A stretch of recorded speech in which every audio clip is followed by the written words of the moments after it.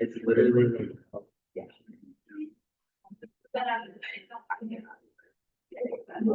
but they still have to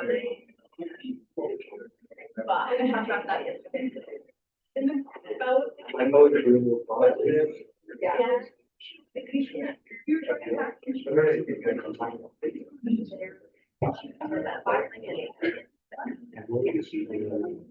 No. Percent. And then she was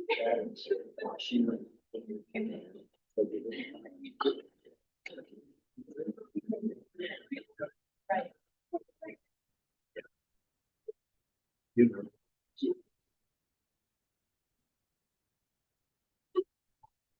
Okay.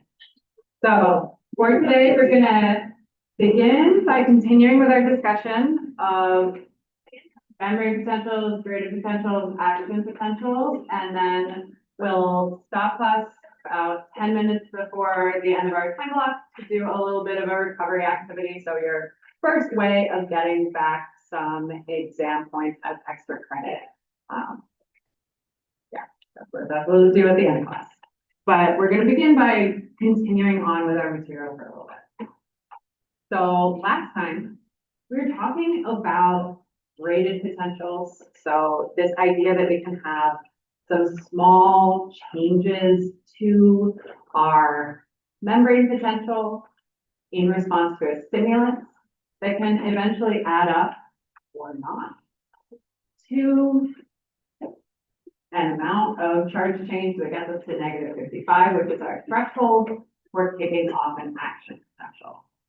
So we're going to be thinking about our action potentials today. So the quick review, I want you to go ahead and draw for yourself what would happen if you have a cell where we have some sodium channels. So what we're describing here is a depolarization. And a time you might see a depolarization in your body or in your brain is if you have a neurotransmitter coming into your neuron and binding to a receptor that ends up causing a sodium channel to open, right? This is kind of the big picture of where we're getting to understanding how the brain and how our nerves work. But for right now, we should be able already to tell what this is going to do to our membrane potential in this cell that's reacting. And we can then also predict what would happen if we opened a potassium channel based on what we've done so far.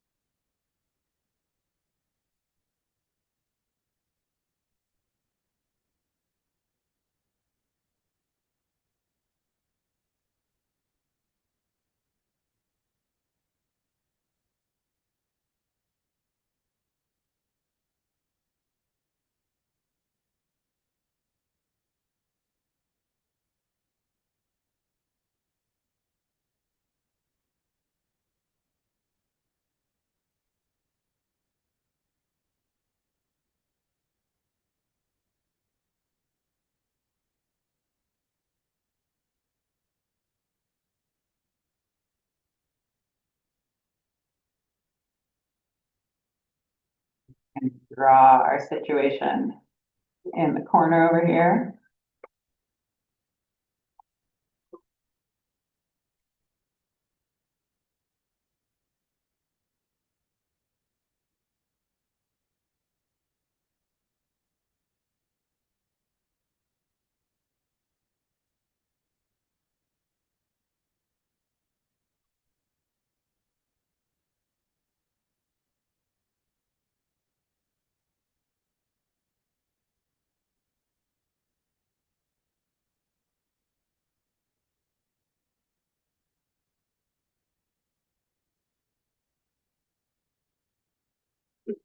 what we're setting up is we're imagining that we have a neurotransmitter, it could be type of molecule here, right? Sending signals into a cell. We're saying that when it hits the membrane, this causes a sodium channel to open. Okay, so here's going to be my sodium channel. Open. Okay. And we know that neurons at rest are at negative 70 millivolts to kick us off. Okay. So what we're describing here is essentially like more detailed example of a graded potential already. In a graded potential, when we were talking last time, we were talking about stimuli, right? So in this case, our stimulus being described here is that neurotransmitter, right? So that's our stimulus, right? And we're saying that the reaction to this stimulus is the opening of the sodium channel. And we've set up by discussing our equilibrium potentials and how we get to this resting membrane potential, the situation that sodium finds itself in. Right, so we know that sodium,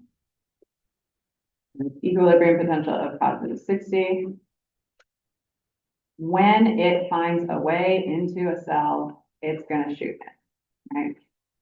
In this case, in this depolarization, we are going to see that when this channel opens and sodium flows in, this membrane potential is going to go from rest, negative 70, in a depolarizing direction, so up towards 0. We're going to go to negative 60, negative 50, negative 55, etc., depending on how much sodium makes it in. So the membrane potential goes up. That's what we're looking for here for sodium. Okay, so that's what a depolarization is.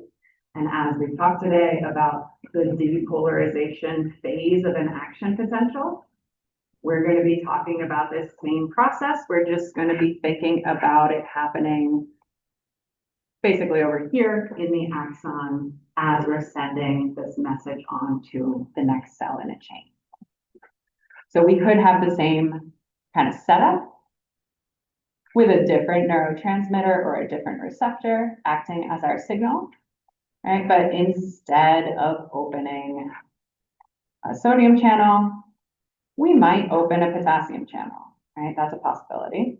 There are lots of different ions, lots of different types of channels we might open or close. Right? Everything else about this situation stays the same. We're still at rest, still at negative 70, right? But if we're thinking about opening a potassium channel, right, ions always react to the chemical and electrical driving forces on them. So that combined electric chemical driving force, which we can express using our equilibrium potential. So we know that if we open a potassium channel, we've set up our understanding for why we would see potassium leave a cell in this case. So this is going to be our hyperpolarization if we're thinking about going down from rest.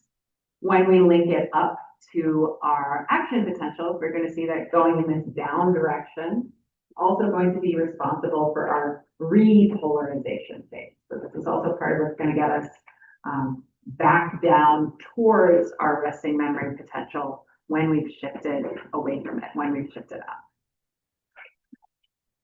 This is how this maps onto some of what we have been doing, right? So this is how we're carrying forward what we've been doing, why we've been doing it, in order to understand our action potentials. Okay. So we also used the word excitatory last time. So when we were describing something that's excitatory, right? What direction is a positive ion moving if we're talking about depolarizations and excitatory potentials?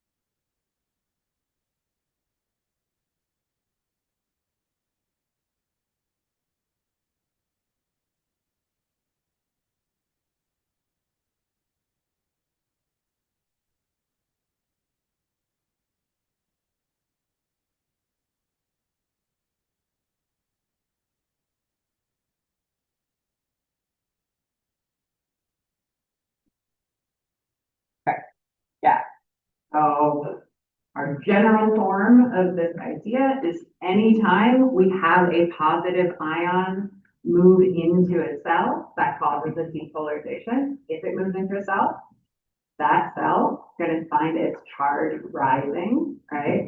Depolarization. And excitatory means we're getting closer to our threshold, right? We're adding upgraded potentials that make it more likely we'll fire an action potential. We have to get to negative 55 from negative 70 to fire an action potential.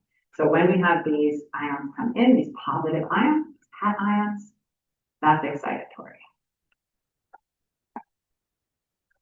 So when we think about membrane potential changes, we're going to be thinking about directions. And as we map this onto our action potentials, we're going to be thinking about what order these things happen in as well. Okay, so when we're doing this, we're always using our resting membrane potential as our reference point. Right, so we want to know that our resting membrane potential is negative 70, and we know how that is related to our equilibrium potentials for sodium and potassium, which are our two key players in the action potential of neurons. So we know sodium's equilibrium potential is way up high, potassium's equilibrium potential is a little bit lower here. Okay. So for our direction words, if we're going up, right, we're going in the up direction, positive ions flowing in, that's depolarization. Right? You can think of it depolarizing as initially we're getting closer to zero, although we're going to add in shooting up above zero in our depolarization phase of the action potential. So you know, let's think of it as up. For our down direction, if we're starting from rest, that would be hyperpolarization. So we might use that when we're talking about graded potentials. But when we're talking about action potentials, since we're going to think about this in an order, we're going to start at rest. We're going to go up first. So depolarization happens to happen first. So then before we get back to rest, we're going to see repolarization. Okay, so repolarization is in that down direction. Right? And our hyperpolarization will also be in that down direction. When it happens in the action potential, that's actually going to be the third part. Right, so this diagram isn't showing you the order. I'm just adding those on because we'll be thinking about them later. This diagram is just showing you the directions relative to our resting membrane potential and relative to those two equilibrium potentials for sodium and potassium.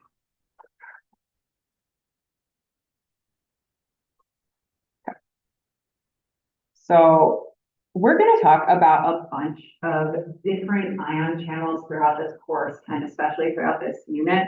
So a couple of times I've included just a big list of them. You might also put these into a table form so that you can check off in your mind to make sure that you've thought about all of these types of channels.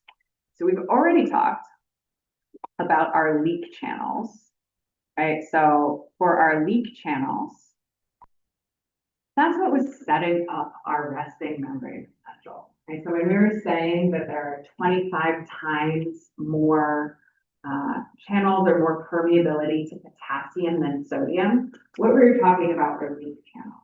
Okay. So in terms of the actual shape of a neuron, its actual structure, those leak channels are going to be found kind of everywhere because they are setting up the resting membrane potential, and we want the whole neuron at rest to be at negative 70 at that resting membrane potential. So they're going to be kind of everywhere. Leak channels are always open. We always have a little bit of leak of sodium and potassium, a little bit. Right? So we don't have to think about open and closed when we think about leak channels. Okay. So we're going to come back to the ligand-gated channels later on, but since I did just draw one for you sort of in our little activity at the beginning, I'm going to point out that these ligand-gated channels are really what's going to be responsible for like creating those graded potentials for reacting to neurotransmitters, stuff like that, receiving signals, The ligand is something that binds on to something else. So like from a mechanistic perspective, that's how a graded potential happens. So those ligand-gated channels, which we'll come back to later on, are going to be found in the dendrites and the cell body. So we're taking in the information, or we're taking in signals. And what we're getting to today are our voltage-gated channels. These are actually the most important thing to understand for our action potential. So store these for yourselves. Okay. Super important. This is what makes the action potential happen. Our voltage-gated ion channels respond to a change in the membrane potential, right? So we're at -70 at rest, or 70 millivolts. That's the state of the neuron. We've got some leak channels open. Maybe we're receiving signals from elsewhere. Who knows what's going on with ligand-gated channels? Not important for right now. We're at -70. What's important for a voltage-gated channel is that change to the resting membrane potential. So this is what the threshold is for. When our neuron goes from -70 to hit that -55 millivolt threshold, that is what sets up the voltage-gated channel. So this is going to create the opening of these new channels that respond to a change in charge on the cell.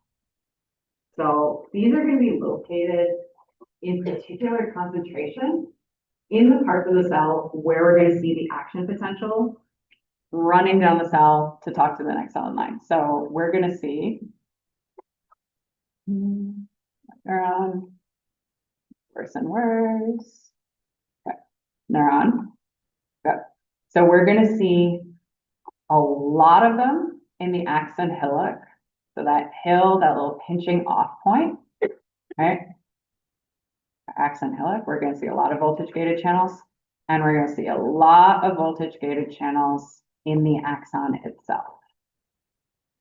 Which isn't to say they're not anywhere else, but these are the most important places to think of those voltage-gated channels.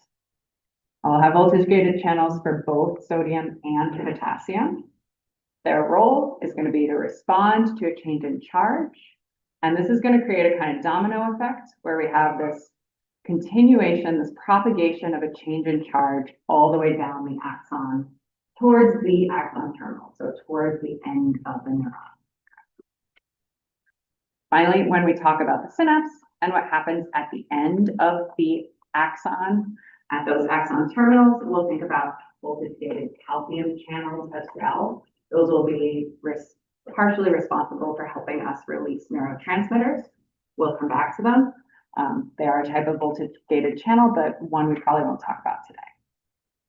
So that's your like review sheet of all the ion channels that you should be familiar with by the end of the unit. All right, so we're going to focus in on the sodium channel. If we're ranking voltage-gated channels, they are all important. Sodium channels are most important. So the voltage-gated sodium channels open when we hit threshold. So when we hit that -55 millivolt threshold by adding up graded potentials, that is what triggers our voltage-gated sodium channels to open. We just said when we were drawing at the beginning, if we open a sodium channel, sodium's going to come into the cell. Right? So that's exactly what happens when our voltage-gated sodium channel reacts to our change in voltage and opens, right? We open a sodium channel, this is the specific kind. Sodium rushes in now that that channel is open. So this creates a wave of rising charges, right? So when we open a voltage-gated sodium channel, we know that sodium would really like the cell to get up to a membrane potential of +60, right? We know that's its equilibrium potential. That's when it would stop, trying to flow into the cell. We're getting to threshold here. We're at -55, but we're way far away from +60. So lots and lots and lots of sodium is going to come into the cell, into this neuron when a voltage-gated sodium channel is open. Now, sodium is going to be rushing and rushing and rushing into our neuron. But this change isn't forever. There's a little bit of a timing piece on voltage-gated sodium channels. They open just kind of for a brief window of time and then close up again. Yeah. So our voltage-gated sodium channel is only going to be open long enough for us to get to positive 30 millivolts. So we never actually get all the way up to our equilibrium potential for sodium. Right? We only get to positive 30, and then we run out of time for this sodium channel to stay open. And that's what kind of sends us into our second part of our action potential. Right. So we're going to zoom in and take a look at the pieces of the voltage-gated sodium channel to understand this. Sure.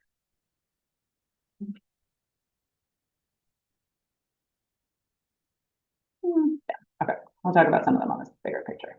Okay. All right.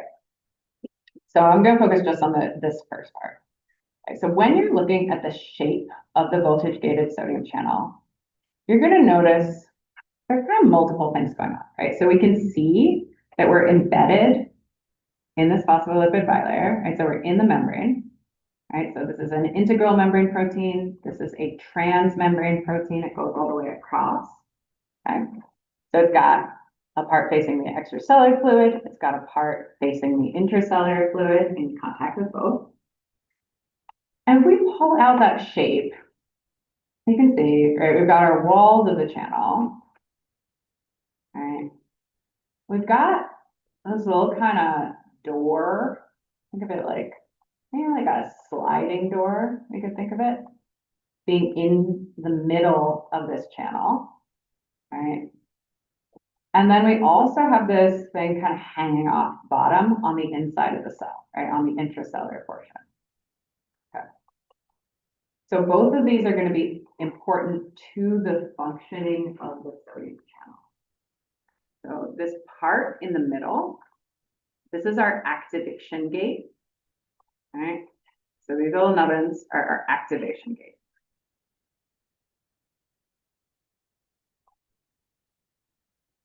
Okay.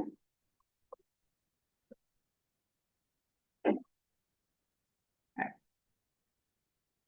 So in the way that I've just drawn them and in the way that they're shown in that first image, this is what the activation gate looks like when it's closed, right? So we're thinking, if you were trying to take sodium through this channel, at this point you would run into the activation gate, right? You wouldn't be able to get into the cell. That is not the only door, basically, that we have in our sodium channel. This piece that's hanging down at the bottom is also a gate. So another shape we can have to our sodium channel, our voltage-gated sodium channel, right, is you might have that activation gate open. So imagine that part's separated. Now I'm kind of drawing the bottom picture. Okay. You might have this part open, but that little tail thing might be curled up and blocking the bottom. Okay. So that second part on that intracellular side, that's our inactivation gate.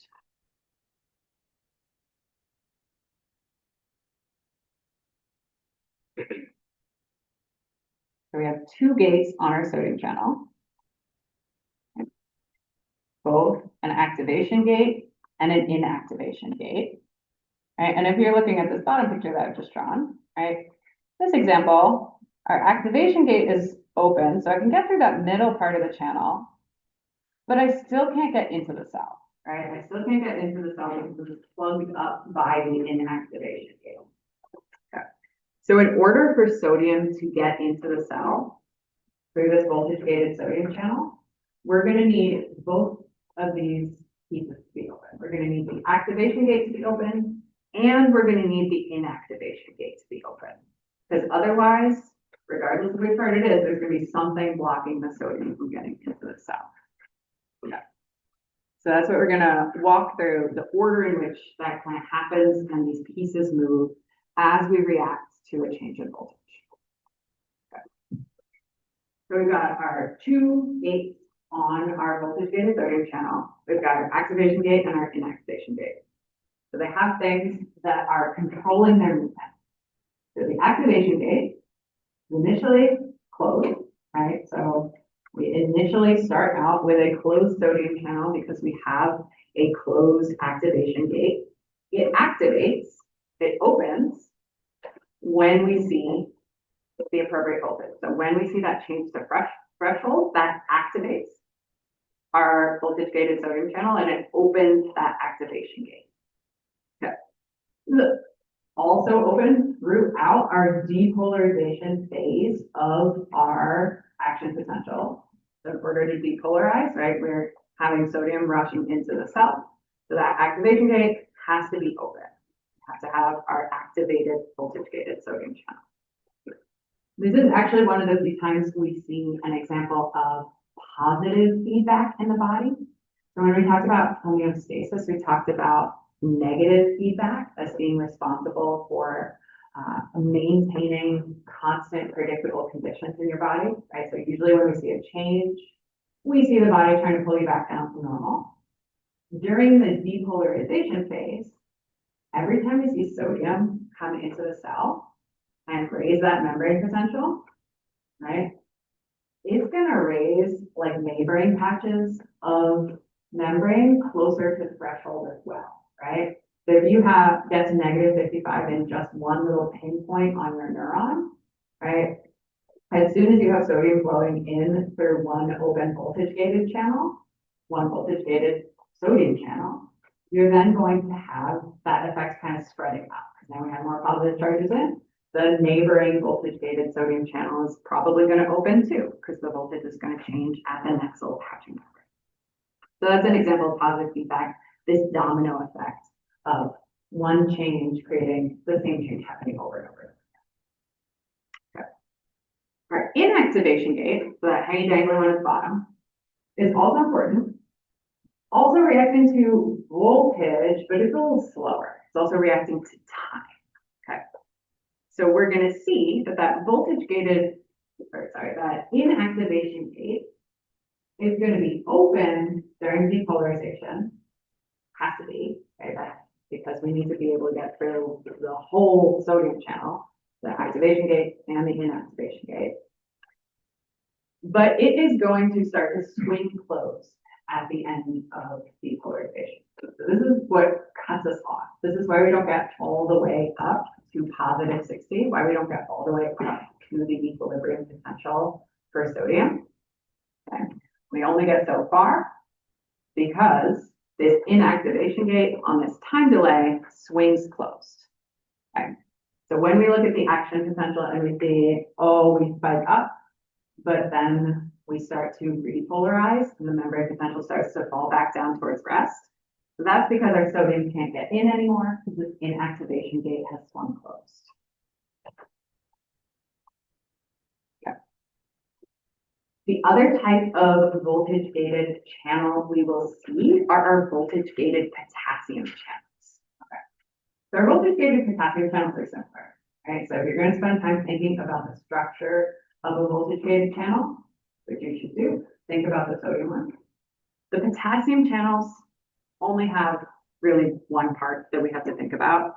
We're just going to think of them as open and closed. We're not going to think about an activation gate and an inactivation gate. We're just going to think about open and closed for our potassium channels. Okay. So they're still responding to voltage.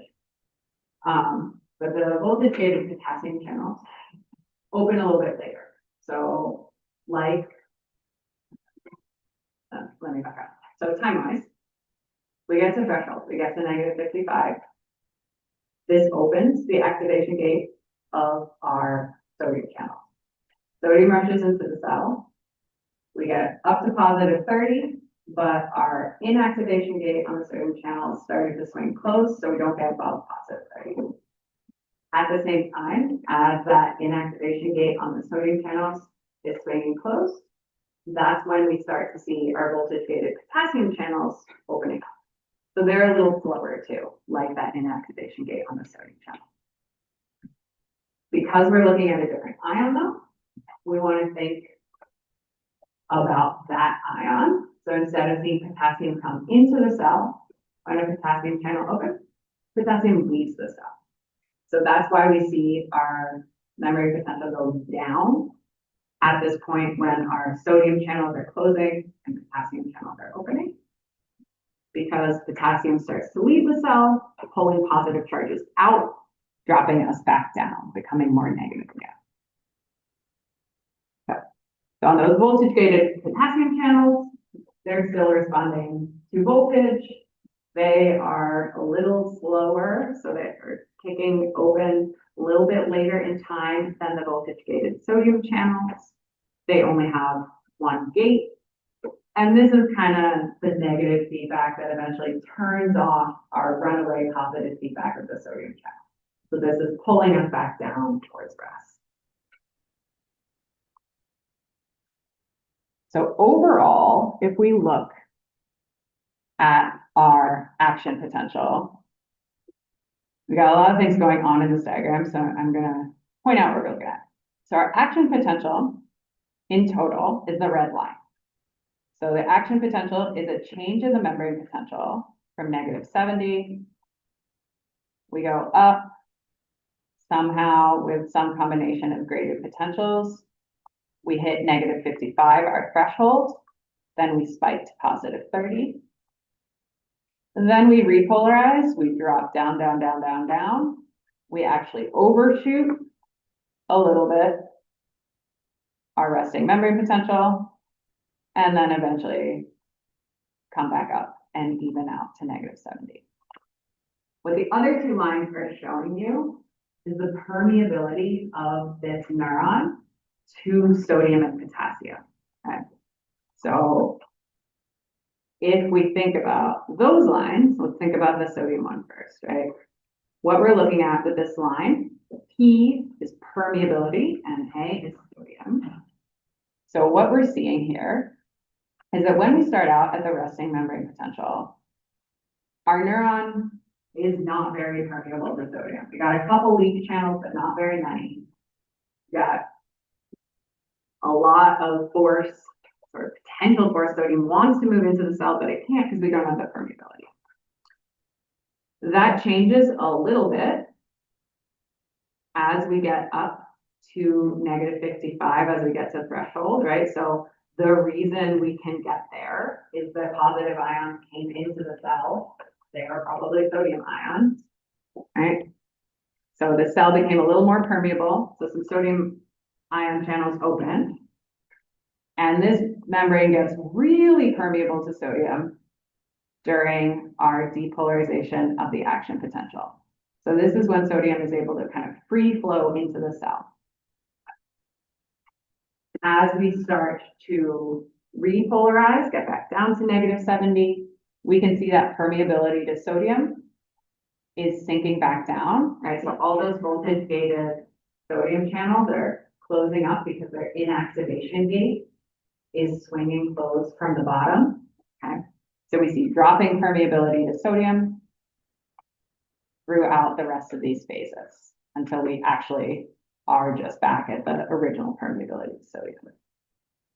Potassium is this third line, a little bit different, slightly different curve. Right, so we have moderately more permeability to potassium at rest, right? 25 times more channels for potassium, right? Not a ton is happening with permeability to potassium in the early phases of the action potential. But as we get towards the peak of the action potential, as we get to that +30, right, we have this time delay. This is when the potassium channels start to open, right? Which is why this action potential, this membrane potential is sinking back down. So now that we have potassium channels open, this is pulling the charge on our cell back down. We'll talk about this in more detail next time. But now we're going to go ahead and do that post-test. So everybody do put notes away and keep your computers out if you have them. Right? If you don't, you're gonna raise your hand for me.